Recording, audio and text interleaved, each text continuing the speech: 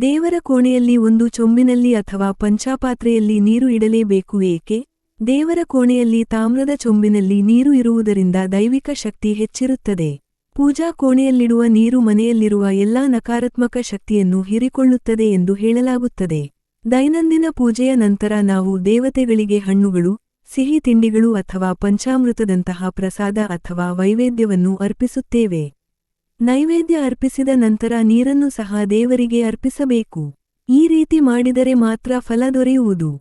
ಪೂಜೆಯ ಸ್ಥಳದಲ್ಲಿ ನೀರನ್ನು ಇಡುವುದರಿಂದ ವ್ಯಕ್ತಿಯ ಇಷ್ಟಾರ್ಥಗಳು ಸಹ ಈಡೇರುತ್ತವೆ ಮತ್ತು ಮನೆಯಲ್ಲಿ ಸದಾ ಸಂತೋಷ ತುಂಬಿರುತ್ತದೆ ಎಂದು ಹಿರಿಯರು ಪಾಲಿಸುತ್ತಾರೆ. ಸ್ನೇಹಿತರೆ, ಈ ಮಾಹಿತಿಯು ಇಷ್ಟವಾದರೆ ಲೈಕ್ ಮಾಡಿ, ಶೇರ್ ಮಾಡಿ, ಸಬ್ಸ್ಕ್ರೈಬ್ ಮಾಡಿಕೊಳ್ಳಿ. ಕೇಳಿದಕ್ಕಾಗಿ ಧನ್ಯವಾದಗಳು.